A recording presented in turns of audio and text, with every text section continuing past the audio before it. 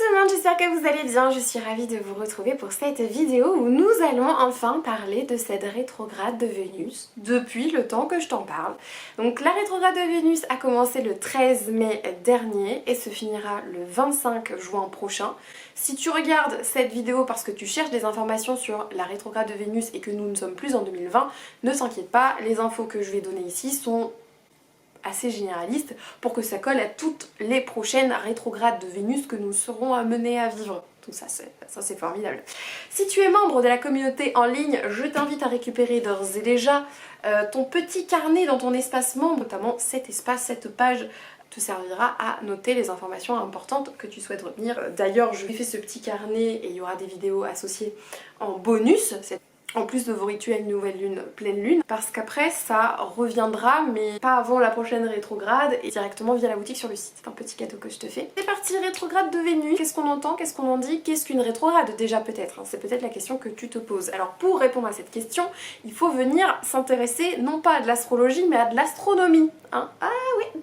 Une rétrograde est une illusion d'optique, ni plus ni moins, où on a l'impression tout simplement que la planète, en l'occurrence dans notre situation Vénus, s'éloigne de la Terre. Ça arrive parce que tout simplement on est dans une période où actuellement la Terre et Vénus, on est du même côté du Soleil. Et vu que les planètes n'ont pas les mêmes vitesses de déplacement, et bien ça donne tout simplement que Vénus en l'occurrence s'éloigne, salut. Mais il n'en est rien. Elle s'éloigne pas vraiment, on reste dans le même orbite, mais c'est vraiment une illusion d'optique. Un peu comme quand on est dans un train, qu'il y a un train qui avance plus vite que l'autre et ça nous donne l'impression de reculer. Je sais pas si t'as déjà vécu ça, le train se croise, mais c'est l'idée un petit peu. Donc ça c'est du point de vue astronomique. En astrologie, les rétrogrades sont des moments où... Ce sont des moments qu'on n'apprécie pas trop en réalité, hein. Ils sont assez malvenus, ces rétrogrades ne sont pas appréciés à leur juste valeur. Peut-être que je vais me faire un peu l'avocat du diable, mais ce sont des moments qui sont extrêmement enrichissants pour moi d'un point de vue astrologique, parce que c'est tout simplement des moments où on nous invite à ralentir, à réévaluer les choses, à nous défaire de choses qui ne fonctionnent plus et aller vers quelque chose de mieux. Donc en fait c'est un peu des périodes de nettoyage, des périodes de transition qui sont nécessaires pour notre évolution, pour le changement, etc. Mais on les apprécie rarement parce que souvent c'est, tu vois, on est bien dans notre confort, on est bien dans notre petite routine et parfois on aime bien faire l'autruche sur certaines situations et puis là c'est comme si l'univers venait te le mettre dans la face que bah non, ça va pas pouvoir continuer comme ça. Tu vois toutes les merdes qui vont t'arriver là. Et bah ça c'est parce qu'il est temps de changer quelque chose, voilà. En gros c'est un petit peu ça l'idée, donc forcément il y a des prises de conscience pendant les rétrogrades qui sont pas toujours très agréables, mais c'est toujours pour le mieux et c'est comme ça qu'il faut le voir. C'est qu'il y avait un travail à faire à un moment ou un autre sur cette situation. Chaque planète amène son sujet un petit peu de prédilection. Dans le cas d'une rétrograde de Vénus, Vénus qu'est-ce que c'est, hein? Son nom n'est pas choisi par hasard, hein, c'est la déesse des arts, de la beauté et de l'amour. Bon ben on peut s'attendre à quelques petites turbulences effectivement dans tout ce qui va être sphère sentimentale, relationnelle, couple, mais pas que. Et non, Vénus ce n'est pas que la déesse de l'amour, hein, c'est vraiment plus large que ça. Donc ça va toucher à tout ce qui nous anime au niveau de nos goûts, de nos plaisirs. Donc effectivement ça va jouer sur la vie de couple, les sentiments, les relations avec les gens, hein. Ça peut être aussi au niveau de votre famille ou de l'amitié, des gens en tout cas vos sphères proches, pour qui il y a de l'affection, hein, ça rentre en jeu. Ça touche également à tout ce qui va être nos loisirs, nos plaisirs, nos goûts. Ça peut toucher à la sphère professionnelle, hein. Si on fait un travail qui nous plaît ou qui nous plaît pas. On peut avoir ce petit mouvement de recul en mode non finalement non je le sens plus là, Et c'est également tout ce qui va toucher à l'abondance de manière générale. Petite pépite quoi. Les soins, je suis taureau, j'aime bien ça, mais oui, ça va toucher à la sphère financière aussi quelque part. Donc c'est très très large, vous voyez, c'est pas du tout restrictif. Donc typiquement, c'est des moments où on peut se rendre compte que dans notre couple, ça va pas fort. ou dans cette amitié ça va pas fort, ou dans ce travail ça va pas fort, ou dans nos finances ça va pas fort. Enfin, c'est le moment où on va avoir des prises de conscience, des petites révélations comme ça, où par exemple on va avoir envie de rencontrer quelqu'un de nouveau, tout particulièrement, genre on est prise d'une espèce de passion, d'énergie un petit peu en mode allez on y va, le nouveau feu à l'intérieur qui brûle. Ça peut se matérialiser ainsi, ou au contraire bah justement ça va permettre d'aplanir les choses aussi avec notre partenaire. Attention hein, c'est pas parce que ça vient mettre des petites turbulences à droite à gauche que c'est forcément une issue fatale à toute relation, pas du tout. Ça se saurait si tous les 18 mois, parce que c'est à peu près environ là qu'intervient une rétrograde de Vénus, ça se saurait si tous les gens se séparaient en même temps dans le monde entier. Non, c'est pas du tout comme ça que ça se passe. On fait l'état des lieux en fait, on fait l'état des lieux et derrière on peut choisir de faire le travail nécessaire pour prendre les bonnes résolutions qui s'imposent. Donc en matière sentimentale par exemple, bah, au contraire c'est une période qui peut être hyper favorable pour venir renforcer ce qu'il y a déjà, ce qui est déjà existant. Voir les petits couacs, les petits dysfonctionnements et comment contrecarrer ça, comment faire pour que ce soit encore plus beau, mieux, plus fun, plus d'amour, plus de passion dans la relation. Donc ça peut être tout à fait quelque chose de très positif. Mais effectivement, pour des relations qui sont un peu plus instables et que l'issue malheureusement se doit, d'un moment il faut mettre des gestes barrières dans la relation, bon ben c'est quelque chose qui peut malheureusement aussi conduire à des séparations, etc. C'est aussi une période qui est très favorable à ressasser le passé, raviver pourquoi pas, ou renouer, reprendre contact avec des amitiés passées, des relations passées, donc les ex, hein, si vous y pensez en ce moment c'est quelque chose qui est tout à fait normal aussi, ou même des passions que vous aviez pour le passé, des choses que vous faisiez quand vous étiez plus jeune, notamment tout ce qui va être autour de l'artistique, du créatif. Vous mettiez peut-être beaucoup de cœur à l'ouvrage par le passé, et puis chemin faisant, c'est quelque chose dont vous vous êtes un petit peu détourné, et paf là ça va revenir, ou en tout cas l'envie va de nouveau être là, donc c'est quelque chose aussi qui est tout à fait possible. Donc là, ce qui est intéressant, c'est de venir voir un petit peu plus en détail dans votre thème astral. Il est possible de voir où se joue vraiment, dans quelle maison astrologique, puisque notre carte du ciel est divisée en 12 maisons. Vous le savez, normalement, ou pas, ou je vous l'apprends, mais en tout cas voilà. La carte du ciel est divisée en 12 maisons astrologiques. Ce qui serait intéressant, c'est de venir voir d'après votre propre thème où se situe finalement cette rétrograde, dans quelle maison ça se joue, parce que ça pourra vous mettre le doigt sur effectivement est-ce que ça va toucher plus votre sphère financière, plus votre sphère professionnelle, etc., etc. Ça permettra de venir personnaliser finalement le message de cette rétrograde pour vous personnellement. Je vais vous faire une vidéo là-dessus pour les membres sur le sujet. Ce qu'on va venir également voir, toujours pour vous d'ailleurs, il y a un espace sur votre carnet pour le remplir, c'est où se trouve et effectivement Vénus dans votre thème de naissance et qu'est-ce que ça peut vouloir dire dessus. Ça aussi j'en ferai une vidéo je pense plus tardivement. J'ai pas mal de vidéos en stock à vous faire avant ça, mais je vous ferai également une vidéo ici sur la chaîne pour venir analyser ça tout simplement. Donc on va dire que ça c'est un petit cours d'avance que je vais donner aux abonnés. Donc dans les choses à faire pendant cette rétrograde, est-ce qu'on commence par les choses à faire ou les choses à ne pas faire? On va commencer par les choses à ne pas faire plutôt. On commence par le... Voilà. En gros, c'est une période vraiment de ralentissement. C'est ralenti. Il faut lâcher prise par rapport, encore une fois, à nos attentes. Quand on veut nager à contre-courant, si vous voulez absolument, je ne sais pas, rester dans une routine qui vous convient, mais que l'univers vous envoie tellement de messages pour vous dire bah non, là c'est plus possible, il faut que ça s'arrête, il faut que ça change, il faut qu'il y ait une modification quelque part, et que vous vous efforcez à faire que ça tienne, là vous allez essayer de nager à contre-courant, ça va pas avoir effet escompté, hein. Donc on lâche vraiment prise, on se laisse porter par le courant, on revient à des choses très intérieures, c'est de la réflexion, c'est de l'évaluation, c'est de l'introspection, c'est prendre du temps pour soi, pour se donner de l'amour aussi avant tout.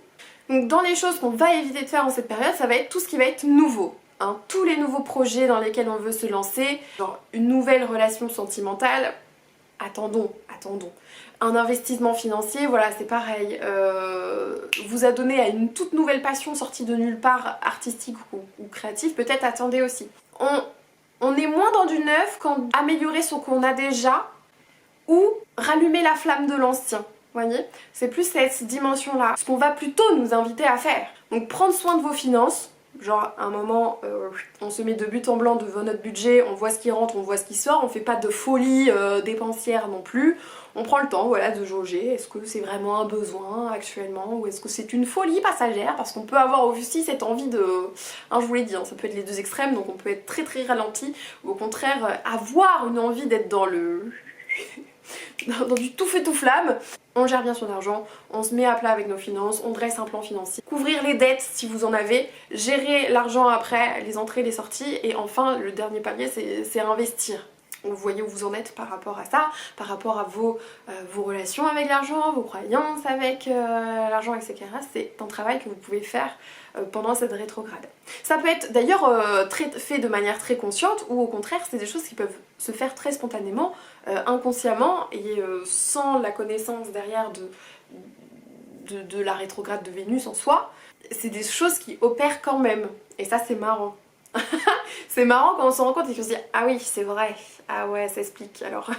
Prendre soin de ses finances, renouer avec des anciennes relations, c'est peut-être le moment de, si vous aviez des amitiés par le passé auxquelles vous teniez beaucoup ou une relation sentimentale auquel vous teniez beaucoup, bah reprendre contact avec cette personne, donner des nouvelles, se réconcilier, pardonner s'il y a du mal qui a été fait pourquoi pas tourner tout simplement une page, hein, mais pour venir finalement guérir quelque chose et pouvoir être à même après de recréer des choses plus saines et plus positives avec d'autres personnes dans le futur. Pas forcément avec cette personne-là, mais ça permet parfois de conclure de très beaux chapitres. S'adonner à une activité créative dont vous avez déjà passion ou que vous avez eu passion par le passé. C'est la peinture, le point de croix, le bullet journal. Il y a tellement de choses créatives aujourd'hui que je ne saurais même pas les nommer. Mais là encore on a l'embarras du choix et ce qui est bien c'est que les activités créatives comme ça nous mettent dans un état de flow. Vous voyez, on est très connecté à l'instant présent pendant qu'on est en train de faire de la peinture ou du dessin ou quoi que ce soit. On est dans l'instant présent, on est un peu moins dans la tête, on est plus dans notre cœur. C'est important d'avoir des activités comme ça qui nous invitent à l'état de flow. Je sais pas si ce mot existe mais en tout cas... Voilà. Se donner de l'amour, beaucoup d'amour, on devrait être la première personne à qui on se donne de l'amour en fait, pas forcément aller chercher l'amour dans le regard de quelqu'un d'autre, voire déjà de l'amour de nous-mêmes dans notre propre regard vis-à-vis de nous-mêmes.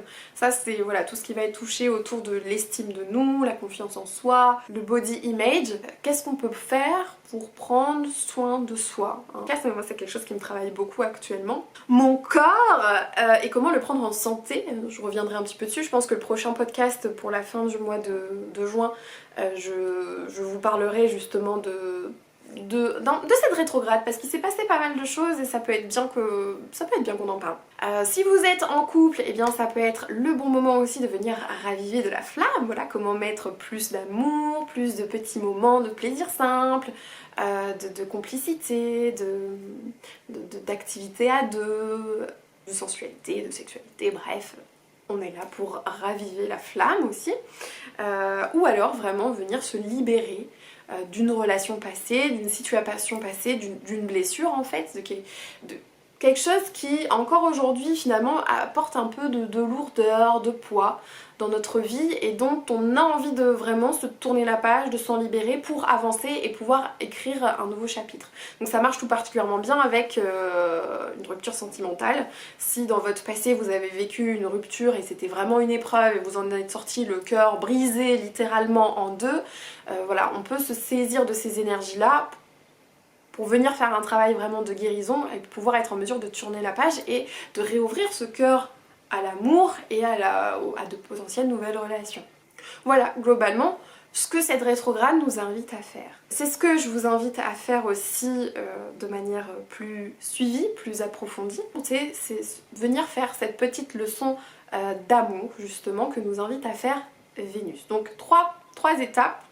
Vous verrez, je vous ai prévu des rituels et des exercices à faire pour chacune d'entre elles qui sont disponibles directement dans votre carnet si vous l'avez déjà et que je compléterai par des vidéos vraiment pour ceux qui veulent un accompagnement un petit peu plus approfondi pour faire cet exercice. En gros, la leçon de Vénus, c'est un processus en 3 étapes. C'est venir d'abord se libérer de ce qui a été, accepter ce qui est et créer en conscience ce qui sera. J'ai conçu des rituels autour de ça pour vous aider à guérir, venir tout simplement réouvrir aussi un petit peu votre cœur à l'amour. Bref, c'est la leçon d'amour de Vénus, c'est ce que je vous propose de faire de manière plus approfondie pour ceux qui souhaiteront nous rejoindre. J'espère avoir répondu à vos questionnements autour de ce qu'est une rétrograde, sur quoi joue la rétrograde de Vénus tout particulièrement, que faire ou ne pas faire pendant cette période. Donc pour rappel, cette rétrograde se terminera le 25 juin environ, hein. Et la prochaine rétrograde maintenant ce sera pas avant 18 mois environ, donc on a le temps de se laisser aller après cette période de rétrograde intense qui peut-être chez vous jouer à différents niveaux. D'ailleurs n'hésitez pas à me dire en commentaire ce qui vous traverse peut-être même actuellement ou ce qui a pu vous traverser plutôt vers le début de la rétrograde. C'est vrai que pour le coup cette rétrograde était une rétrograde en plus en Gémeaux, donc ça a pu amener pas mal d'instabilité, pas mal de confusion, de voilà, un manque de clarté sur d'accord on nous invite à faire le point mais en même temps on trouve pas forcément les réponses, hein. Ça pouvait être une période un petit peu de confusion en ce moment vraiment par rapport à ce qui se joue pour le coup sur l'instant T, hein. Là je vais rentrer vraiment purement cette rétrograde, ce qui a pu se manifester. J'en parle au passé mais on est encore dedans là-haut. Vénus en Gémeaux, c'est une Vénus très volatile, très papillonnante, qui a pas forcément envie de se poser non plus. Au contraire, qui a besoin de mouvement, voilà. Donc c'est vraiment une sensation qu'il y a des choses qui doivent bouger, il y a des choses qui ne peuvent plus rester comme elles sont. Ça peut créer son lot de confusion, ça peut créer son lot de rupture, ça peut créer son lot de plein de choses en fait. Donc voilà, n'hésitez pas à me dire comment tout ceci a résonné avec vous. J'espère que vous en aurez appris, compris plus sur cette rétrograde et ce qui se joue. Et puis je vous retrouve très vite pour la prochaine vidéo. Si tu n'es pas encore abonné, je t'invite à le faire. Des bisous, ciao ciao.